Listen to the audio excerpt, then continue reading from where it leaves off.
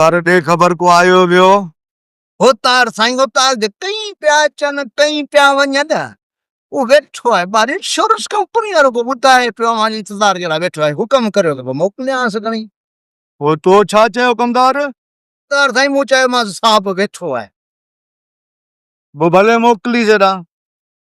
जी जी जी बाबा साईं उमाणियासि थो। साईं अस्सलाम वालेकुम। वालेकुम सलाम बाबा, वालेकुम सलाम। बाबा कीअं अचणु थियो?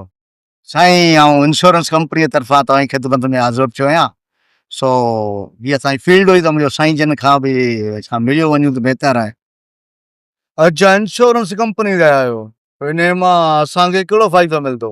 ऐं असांजी इंश्योरेंस कंपनी मां तमामु घणा फ़ाइदा आहिनि। ऐं असांजी इंश्योरेंस कंपनी मां मिसाल तौर मां 1 लख रुपयो लॻायो था 20 सालनि जी पॉलिसी जे लाइ त इहो अव्हांखे अॻियां हली जेको सो हर साल अव्हां जेतिरा बि लॻाईंदव उन्हनि माना तक़रीबन मां वॾा फ़ाइदा थींदा आहिनि। 100%, 200%, 300% जा फ़ाइदा थींदा आहिनि। मिसाल 2 लख लॻायो था त उन जा वधीक फ़ाइदा, 3 लख लॻायो उन जा अञा वधीक फ़ाइदा थींदा। जीअं साईं टाइम गुज़रंदो वेंदो अव्हांजा पैसा ॿीणा टीणा चोणा थींदा वेंदा साईं। अच्छा, पोइ इन ई मां ॿिया कहिड़ा फ़ाइदा आहिनि?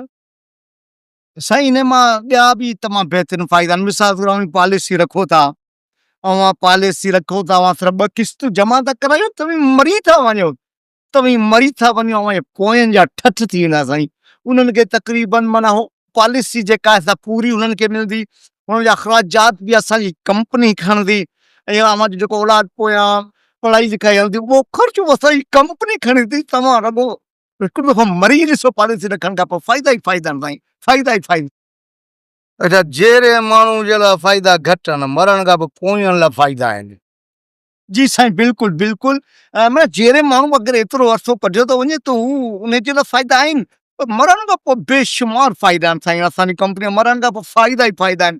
पोइ लॻनि जा माना सम्झो त पऊं 12 हूंदा जेके हींअर मां सां गॾु तक़रीबन बफ़िली जी ज़िंदगी गुज़ारींदा हूंदा, परेशानी ज़िंदगी गुज़ारींदा, पोइ हुन साईं पंहिंजूं गाॾियूं हूंदियूं ठठ कंदा हूंदा साईं। साईं पॉलिसी तमामु बहितरीन आहे साईं। इहा इंश्योरेंस अगरि जेको कराईंदो पोइ औलाद बि पियो दुआ कंदो त बाबू अलाए कॾहिं थो मरे, बाबू अलाए कॾहिं थो मरे, इंश्योरेंस जा पैसा मिलनि। जी साईं इहो त साईं अव्हां हिकिड़ो मज़ाक पिया करियो। हर भरू औलाद छो दुआ कंदो त असांजो वॾड़ो जेको त प्यालो पीए। अहिड़ी साईं का ॻाल्हि कोन्हे का। बाक़ी अव्हां असांजी कंपनी में हिकिड़ो पॉलिसी रखी ॾिसो पोइ अव्हांजो औलाद तव्हां लाइ दुआऊं कंदो, तमामु बहितरीन दुआऊं कंदो, 24 कलाक दुआऊं कंदो पर मरण जूं। बाबा इहा कमु असांखे कोन्हे कराइण इंश्योरेंस इंश्योरेंस इहा ॿुधाई न। हाणे हिते हाणे बसि हिन जूम ई निकिरी वञे हितां निकिर घुराए कमदार करे या पुछड़ो। असां इंश्योरेंस बाबा रखूं ई कोन। इंश्योरेंस इहा असां जाइज़ ई कोन्हे। हाणे हितां हलो बाबा असां इंश्योरेंस कोन कराईंदा आहियूं। हलो हलो हलो हलो उथो। साईं त इन जो मतिलबु तव्हां साईं पॉलिसी कोन था रखायो। पर साईं अहिड़ी का ॻाल्हि कोन्हे का। ऐं वरी अॻियां हलियो वेंदुसि। बाक़ी पुछड़ करणी कहिड़ी ॻाल्हि आहे। कमदार वमदार खे कंहिंखे घुराइण जी ज़रूरत कोन्हे साईं।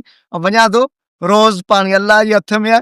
हितां न त अॻियूं रईस जेको आहे सो असांजो जेको सो पॉलिसी में कर थी वेंदो साईं। महिरबानी साईं, लख कर साईं, बसि कुर्ब साईं। इंश्योरेंस करायूं औलाद वक़्त खां ज़हर ॾेई असांखे प्यालो पियारे छॾियो। वाह वाह।